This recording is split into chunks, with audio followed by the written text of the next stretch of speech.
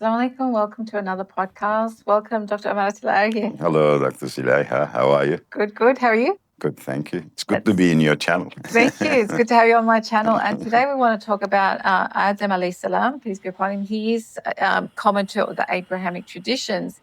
And there are some hadith about him that describe him and how long he lived. And these have been up for conversation. I wanted to get your perspective. Okay. So there's two things, really. One is that he lived for 950 years. And so the question is, how did that happen? Like, is it scientifically possible? And the other one is that he was 60 cubit tall, whatever that measurement might be. So Yes. can you talk to those two and let us know? Very interesting. Yeah, of course, these are not really the fundamental beliefs of religion. They're not something to be, focusing on so heavily, to be honest. Majority of them could be some metaphors or metaphorical expressions as well. However, maybe we should start with how long he lived. Is it based on an authentic hadith? It is mentioned in Musnad of Ahmed bin Hanbal, also in Tirmizi. It's mentioned this. And people like Al-Hakim, they considered as Sahih. They believe some people said Hasan Sahih, some people said it's Sahih. So it's authentic. It's considered to be authentic hadith. Yeah, it's considered to be authentic hadith. But the hadith is like this. Allah gave Adam, Prophet Adam, 1,000 years of life. And when he extracted all the souls from his loins or from him, he saw one of the souls, Adam. And he asked, who is this person, according to the narration? And they said, this is Dawood, one of his sons, generation. And he said, Ya Rabbi, oh Allah, give 40 years of my life to this, my grandson. And Adam lived for 960 years, 960, according to this narrative. And then when the angel of death came, he said, I got another 40 years. and the prophet says he forgot that he gave the 40 years to Dawood. So this could be metaphor from a scholarly perspective, signifying the life of Adam, how important it is. He is the father of humanity. But there are other views in regards to this too. Some scholars believe that that could be his life in Jannah. Oh, right. Includes his life in Jannah as well. Includes his life in Jannah as well. That changes the thing a bit. Can a human being live, 1,000 years? Of course, from a religious perspective, you can say whatever God wills, He can do it. He'll say it's a miracle. He'll say kun fayakun. But there is always a requirement that we explain things from a scientific and logical perspective too. That is why some scholars in regards to Adam alayhi salam, also Noah to Nuh alayhi salam, who lived 950 years, Adam 960 years, they say that it could be the lifetime of their qawm, their nation. Okay. Because up to a certain point, their qawim, their tribe, continued, and then bigger humanity went all over the world, and new qawims appeared. So they say maybe that's a lifetime of the Noah's, the people, or Adam's original, his original tribe. Yeah. And then they went all over the world, and formed different tribes and nations. That's another view that they have in regards to his life, So that's interesting because it's sometimes we take things not only literally, but also in the context of how we understand things today. So when we say today's Zulayha, whenever I pass away, lived for this long, we think that person. Whereas historically, in that context, the life of someone was could have been based on their tribe. That's how it was described. Yes. Or on their legacy, for example. Legacy, that's possible. Yeah. Sometimes people misunderstand sayings as a literal meaning, direct meaning. They get direct meaning from them as well. Like if I said to you, a nation stands on a sword and a pen. It doesn't mean, the whole nation is standing on sword and a pen. No, it means Sure. sword represents power, pen represents knowledge. So things can be misunderstood as well. Even I was just thinking, you can say someone lived the life equivalent to 3 people. Yeah, So in that case, you wouldn't suggest that there was 3 clones of them, but they may have done so much work in 3 different areas. exactly. So it's like they Exactly. lived the life of 3 people. Yeah. So again, we have to keep that. And we know metaphor. there are metaphors in the Yeah. Hadith, mutashabihat, and a lot of them, especially in regards to Hadithul Fitan, Hadith about the Akhir Zaman. There's a lot of metaphors. We know that. And Yeah. like one example that I can cite from a Hadith is one day they're sitting together, the Sahabis, the companions, and the noble Prophet. They hear this sound, very loud sound. And the Prophet says, do you know what that is? All the companions says, Allah and His Messenger knows best. And he says that was a stone that has been rolling down towards the bottom of hell for the past 70 years. Right. Now, if you take that part of the hadith directly, literally, the first thing that all of us would think, So, and Jahannam is so deep, it takes 70 years to hit the bottom of it, Gaya. But a few minutes later, someone walks in and they say, such and such munafiq, very famous munafiq, hypocrite, just died at the age of 70. right. So it becomes apparent that it was a metaphor. It's not talking about really a stone rolling towards the bottom of the thing. It's So a very good example, actually, is. of how our Yeah. Prophet did use metaphors. Yes. And in that case, it was explicitly explained. So that also becomes a precedent, saying if he's used a metaphor there, he would have used metaphors in other hadith as well. Yes. So how do we distinguish the two? I think that's very important How do you know too. if it's literal or metaphor? Yes, yeah, that's another thing. Is look, anything to do with hukums, like in the Quran too, there are muhkam verses. Yeah. They are hukums, direct. There's no questions about them. The meaning is very clear. Akimus salah, pray. It's very, clear. But there are mutashabihat too, and the Quran says it itself. Some of our verses are mutashabihat, unclear. It means it needs interpretation. We see this in hadith more. But how do we distinguish the two? I think we use akal as a tool. That is why throughout the Quran, do they not think? Do they not ponder? Do they not...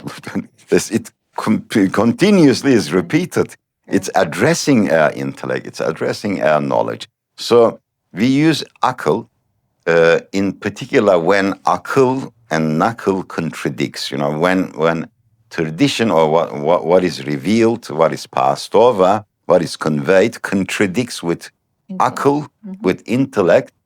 We don't use intellect over the revelation. There's no such a thing in Ahl Sunnat wal Jama'at, because that's like Mu'tazila. But what we do is we use the intellect to interpret the nakil. What is the purpose there? Why was this said? Like, for example. So in this case, in some of these cases, they do contradict. Like, 1,000 years of life. It does. The human beings are not designed for that. So, either then we say maybe part of it was in Jannah, because in Jannah there's no second law of thermodynamics. There's no entropy, so the body can preserve itself for a billion years. So it makes sense then, or it may be the lifetime of his nation. It makes sense then. Yeah, and they both sound to the intellect. They sound both those options sound. Yeah. What about the height then? The height. Yeah. Another thing. Look, there is a thing called giantism. Okay. People who grow very tall. People are like that in this world anyway. We see them sometimes. They have Guinness Book of Records up to 2.7 meters or something like that. They don't live long. It's not natural. No. Yeah. The body cannot sustain itself, because they keep on growing, and they usually die at a very young age. So it is a disorder in some ways. So it is not really normal for a human being to be 27 meters, because when we look at the term cubit, Whether we take it from a standard understanding of Cubit, historical, or Egyptian Cubit, Right. because there are different things, or Arabic, tradition.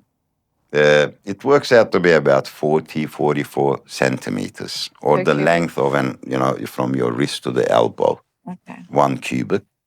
When you do the math, turns out that Adam is about 27 meters or 30 meters.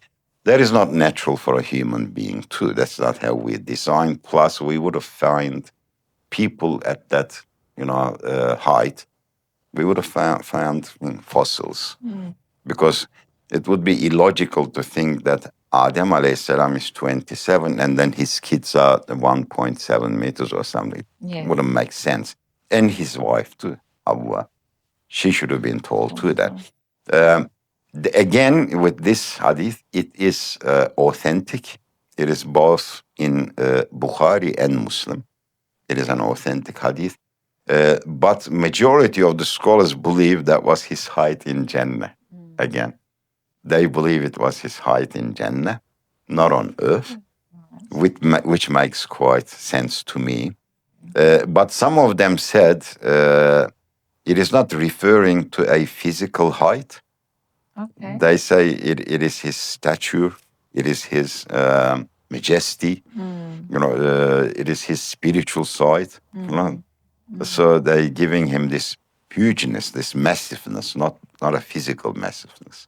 So this is the view of some scholars too. Even today, they say we're on the shoulders of giants. When they say that, they're not talking about people who are physically giants, but they've achieved so much or they've left such a legacy. Yes. And so therefore they call them, giants in that sense. So you're saying that could be one way of understanding it. Yes. Because of his legacy or what was to come after him. He was a prophet of God and so forth. Yeah. He was a giant from that perspective. Well, I'm not really dismissing, the 27-meter Adam altogether, as it does appear in Bukhari and Muslim. So it is possible that that was his height in Jannah as well.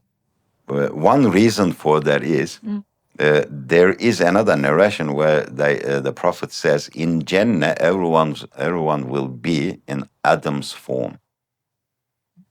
So maybe we'll all be 60 cubits in Jannah, in paradise. So it could be a form that is suitable for paradise, and not the for laws this life.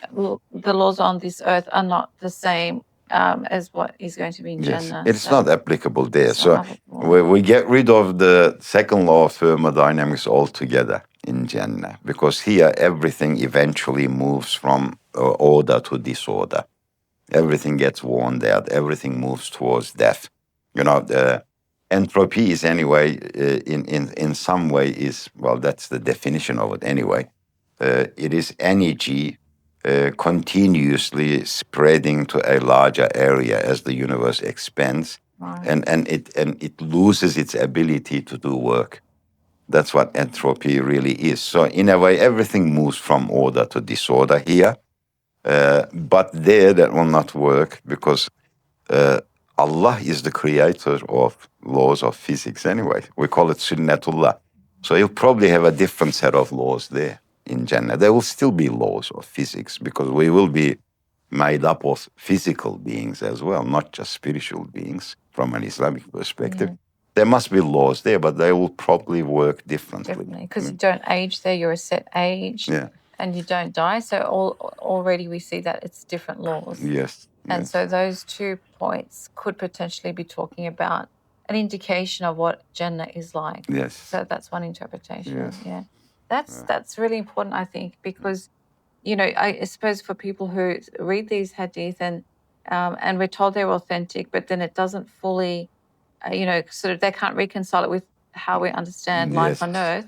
It's a very It contradicts their logic. Yeah, it does contradict. And then that creates questions like, okay, does that mean the Prophet doesn't know?